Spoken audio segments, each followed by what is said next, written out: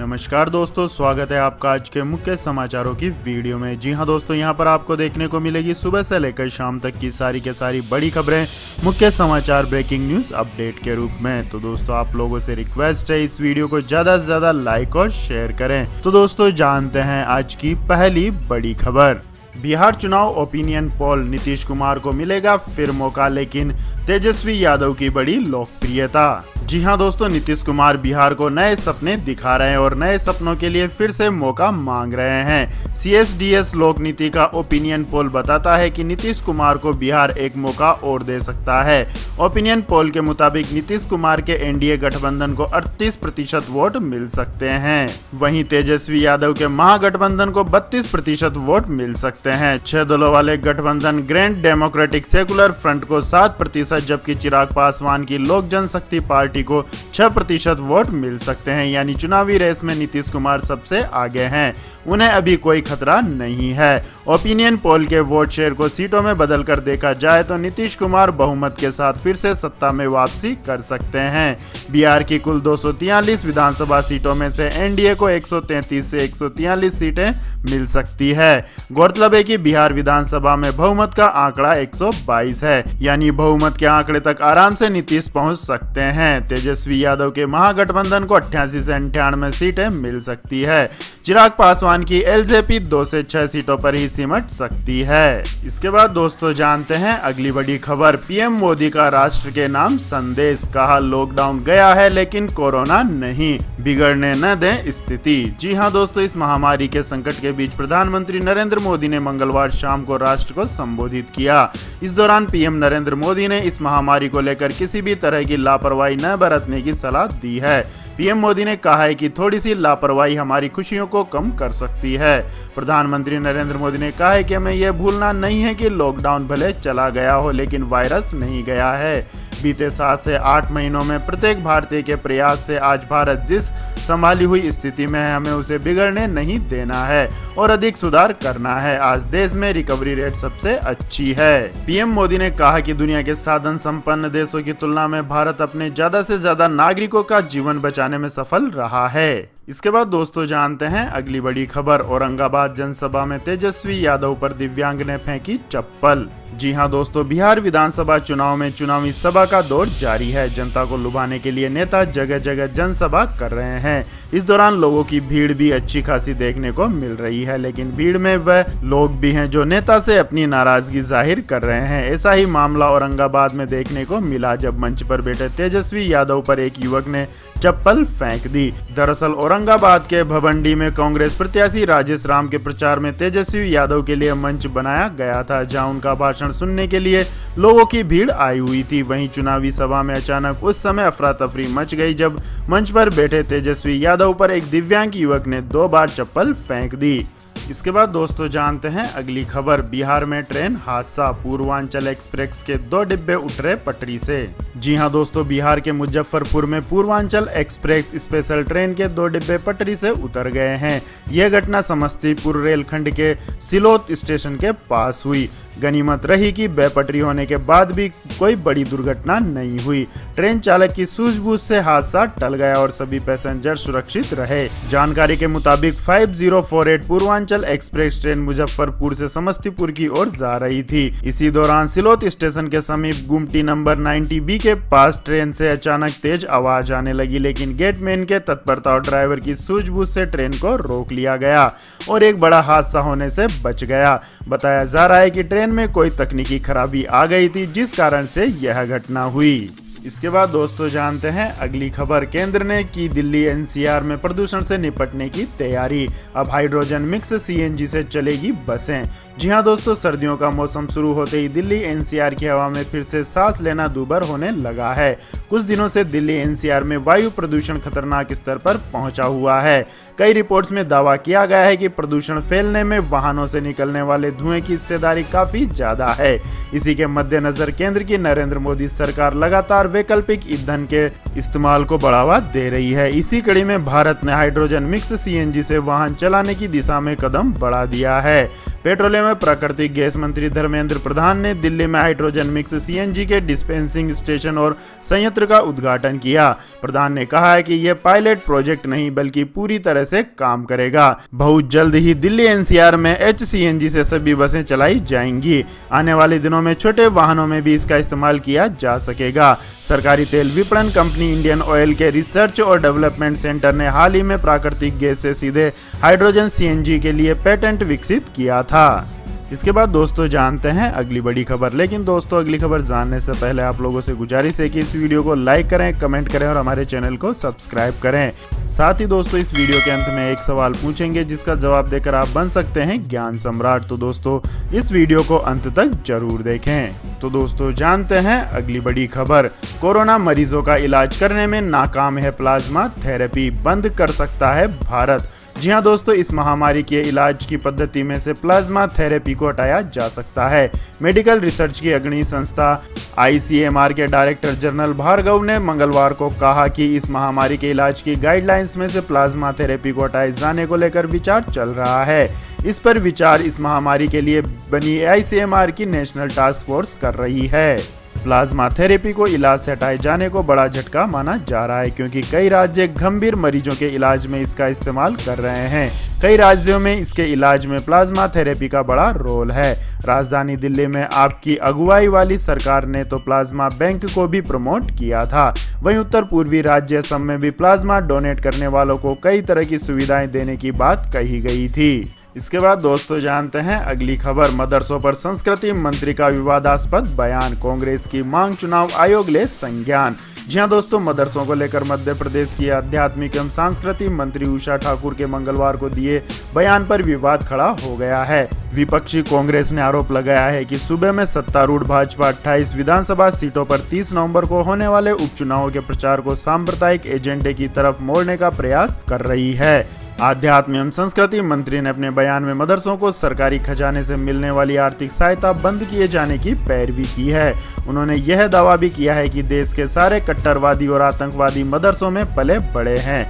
ठाकुर ने यहां भाजपा के आयोजित संवाददाता सम्मेलन में कहा कि बच्चे बच्चे और विद्यार्थी विद्यार्थी होते हैं, इसलिए मेरा मानना है कि सभी धर्मों के विद्यार्थियों को सामूहिक रूप से समान शिक्षा दी जानी चाहिए। धर्म आधारित शिक्षा कट्टरपंथता पनपा रही है और विद्वेष का भाव फैला रही है। इसके बाद दोस्तों जानते हैं अगली खबर। केंद्र सरकार ने पश्चिम बंगाल को दिया दुर्गा पूजा का तोहफा, कोलकाता को मिली देश की पहली अंडर वाटर मेट्रो लाइन। जी हां दोस्तों, केंद्र सरकार ने कोलकाता में विश्व स्तरीय सुविधाओं वाला फूल बागान मेट्रो स्टेशन आम लोगों के लिए खोलकर दुर्गा पूजा का तोहफा दे दिया है। केंद्रीय मंत्री पीयूष गोयल ने अक्टूबर 2020 की शुरुआत में कोलकाता ईस्ट वेस्ट कॉरिडोर के फूलबागान मेट्रो स्टेशन का उद्घाटन किया था। इस कॉरिडोर की लंबाई 16.6 किलोमीटर है जो हुगली नदी के पश्चिमी किनारे पर हावड़ा को पूर्वी तट पर सॉल्ट लेक सिटी से जोड़ता है। Phoolbagan east west metro corridor पर शुरू हुआ पहला अंडरग्राउंड स्टेशन है। इस कॉरिडोर पर मेट्रो ट्रेन जमीन, एलिवेटेड ट्रैक्स और हुगली नदी में अंडर वाटर टनल से होकर गुजरेगी। कोलकाता मेट्रो में नॉर्थ साउथ मेन लाइन का MG रोड मेट्रो स्टेशन आखिरी अंडरग्राउंड स्टेशन था जो सितंबर 1955 में शुरू हुआ था। इसके बाद सभी मेट्रो स्टेशन या तो जमीन पर हैं या एलिवेटेड हैं। पीयूष गोयल ने कहा है कि फूलबागान स्टेशन पर मेट्रो सेवाओं की शुरुआत रेलवे की ओर से कोलकाता के लोगों के लिए दुर्गा पूजा का तोहफा है। इसके बाद दोस्तों जानते हैं अगली खबर। अब चीन के दुश्मन से हाथ मिलाएगा भारत। जी हां दोस्तों, भारत लद्दाख सीमा विवाद के बाद बड़े तनाव के बीच चीन को पटखनी देने का कोई मौका नहीं छोड़ रहा है। इसी कड़ी में भारत चीन के दुश्मन देशों के साथ बातचीत शुरू करने जा रहा है। दरअसल चीन की हरकतों से भारत और ताइवान दोनों परेशान है। इससे दोनों लोकतांत्रिक देशों में करीबी बढ़ रही है और वे ट्रेड डील पर औपचारिक बातचीत शुरू करने वाले हैं। ताइवान कई साल से ट्रेड डील पर बातचीत करना चाहता है लेकिन भारत इससे कतराता रहा है। दरअसल भारत लद्दाख सीमा विवाद से पहले तक चीन की नाराजगी मोल नहीं लेना चाहता था। अब कुछ महीनों से सरकार में ताइवान के साथ ट्रेड डील के पक्ष वाला धड़ा हावी हो रहा है। इसके बाद दोस्तों जानते हैं अगली खबर। सब्जियों और खाद्य पदार्थों के बढ़ते दाम को लेकर पीयूष गोयल एक्शन में। जी हाँ दोस्तों, त्योहारी मौसम में खाद्य पदार्थों के दाम को स्थिर और काबू में रखने के लिए मोदी सरकार एक्टिव हो गई है। मंगलवार को केंद्रीय मंत्री पीयूष गोयल ने इससे संबंधित विभागों के अधिकारियों के साथ बैठक की। आपको बता दें कि रामविलास पासवान के निधन के बाद हाल ही में खाद्य एवं आपूर्ति मंत्रालय का जिम्मा पीयूष गोयल को मिला है। मंगलवार को गोयल ने वीडियो कॉन्फ्रेंसिंग के जरिए उपभोक्ता मामले विभाग के वरिष्ठ अधिकारियों के साथ समीक्षा बैठक की। इस बैठक में उपभोक्ताओं के संरक्षण के लिए किए जा रहे उपायों के साथ साथ मूल्यों में स्थिरता और गुणवत्ता में सुधार लाने से संबंधित विषयों पर चर्चा की गई। इसके बाद दोस्तों जानते हैं अगली बड़ी खबर। आईटी कंपनियों में नौकरियां ढूंढने वालों के लिए खुशखबरी, 15,000 से ज्यादा फ्रेशर्स को मिलेंगी जॉब। जी हाँ दोस्तों, इस महामारी के कारण देश का हर वर्किंग सेक्टर धीमा पड़ गया है। कई कंपनियों ने छटनी करना शुरू कर दिया है, जिसके कारण देश के करोड़ों लोग रातों रात सड़क पर आ गए हैं। अब कई आईटी कंपनियां एक बार फिर अपने एक्टिव मोड में नजर आ रही है। आपको बता दें कि आईटी सेक्टर से जुड़े छात्र और अनुभवी कामकाजी लोगों के लिए बड़ी खबर है। गौरतलब है कि कंपनियों ने दूसरी तिमाही में नौकरी के अवसर खोल दिए हैं।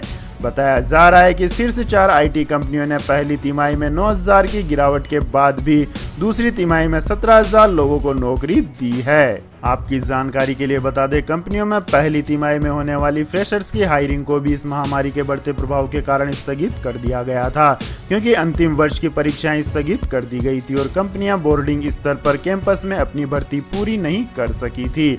इस कारण कंपनी की भर्ती प्रक्रिया जनवरी से मई तक इस महामारी के कारण प्रभावित हुई।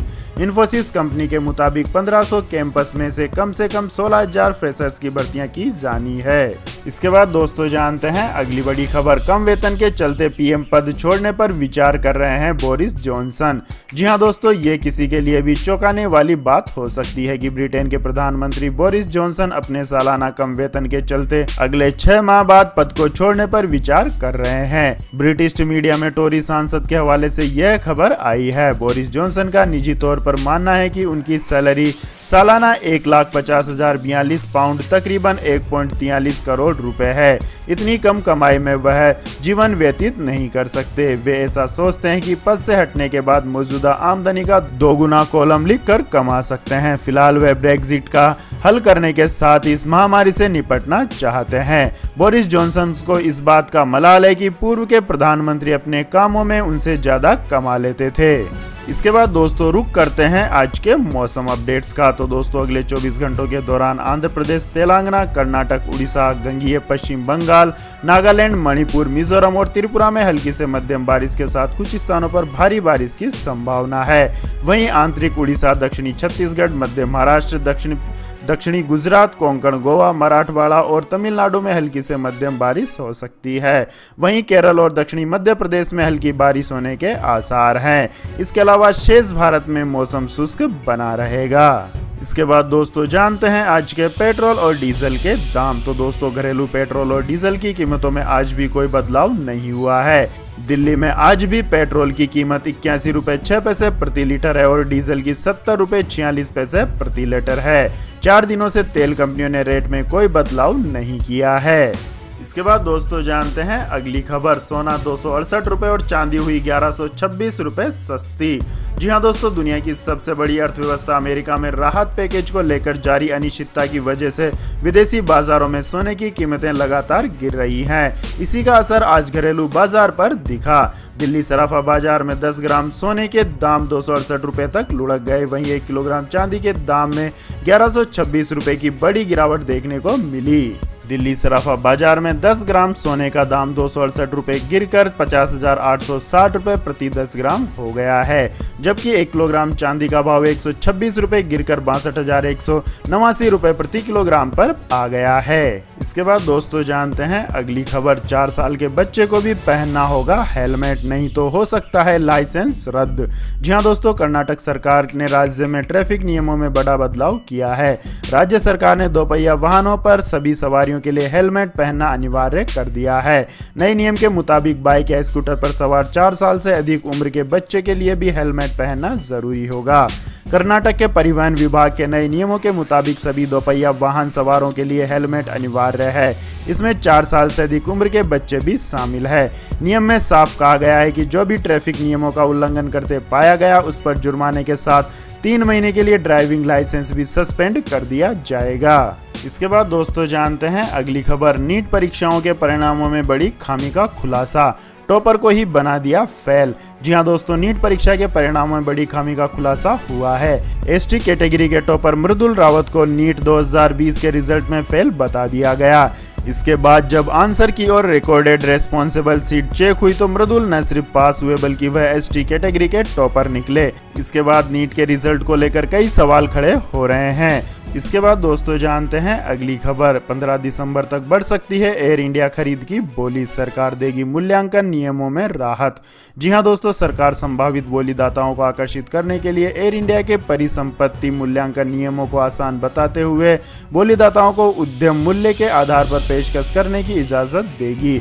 एक सूत्र ने मंगलवार को यह जानकारी दी। इस क्रम में सरकार घाटे में चल रही सार्वजनिक विमान कंपनी के लिए आरंभिक अभिरुचि पत्र दाखिल करने की तारीख को 15 दिसंबर तक बढ़ा सकती है।